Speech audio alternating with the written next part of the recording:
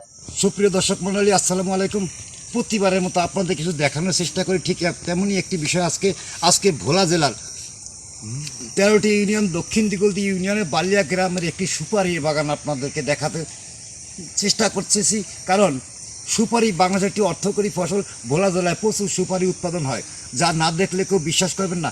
এত সুপারির বাগান, আপনি যেই বাগান দিয়ে হাঁটলে আপনি নিজে পথ খুঁজে পাবেন না কোথায় যাচ্ছে। যদি আফ্রিকার জঙ্গল মনে করেন তাতেও ভুল হবে না, কারণ কিছুই খুঁজে পাবেন না যদি কেউ আপনাকে এগুলো না দেখিয়ে থাকে। ঠিক তারই একটি অংশ হিসাবে আমি আপনাদের দেখাচ্ছি এই যে মেঠোপথ পাহাড় রাস্তা, যেই রাস্তা দিয়ে আমি যাচ্ছি, আপনার দেখতে থাকুন, আশা করি ভালো লাগবে। এই যে আমি যাচ্ছি সুপারি বাগানের ভিতরে, সুপারি বাগানের ভিতরে দেখুন আমাদের সেই ঐতিহ্যবাহী সুপারি।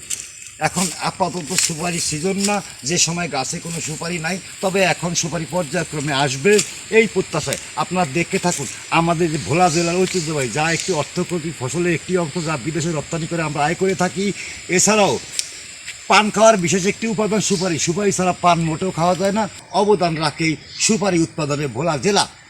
সেই ভোলা জেলার দক্ষিণ বালিয়া গ্রামের, দক্ষিণ দিগলদি ইউনিয়নের দক্ষিণ বালিয়া গ্রামের একটি বিশেষ বাগান, যে বাগানটা আপনি ঘুরে ঘুরে দেখবেন। আফ্রিকার জঙ্গলকেও মিস করবেন, যেখানে ঢুকলে আপনি পথ খুঁজে পাবেন না।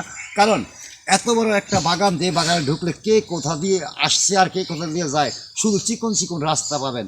এবং আপনি যদি একা আসেন তাহলে মিস করবেন, কারণ এই বাগান থেকে আপনি বেরোতে পারবেন না। আমি কোথায় যাচ্ছি না হারিয়ে যাচ্ছি, আপনি নিজেও আতঙ্কিত হবেন। দেখুন সেই সুপারি বাগান।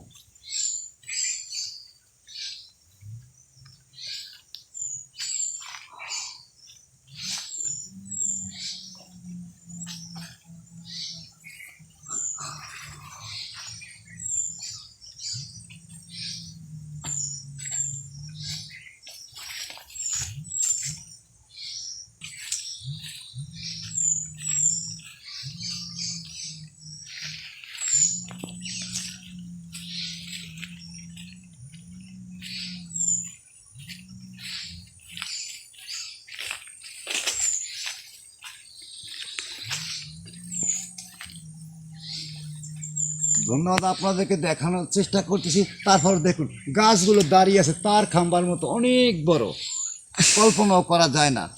আসলে সুপারি অর্থনৈতিক একটি পুনরুদ্ধার করার একটি প্রধান শস্য বলা চলে, কারণ এই সুপারি গাছে দাঁড়িয়ে থাকে, বছরে একবার ফল দেয়। পাকা ফলগুলো দেখতে চমৎকার হলুদ কালার ধারণ করে, আর কাঁচা অবস্থায় সবুজ থাকে।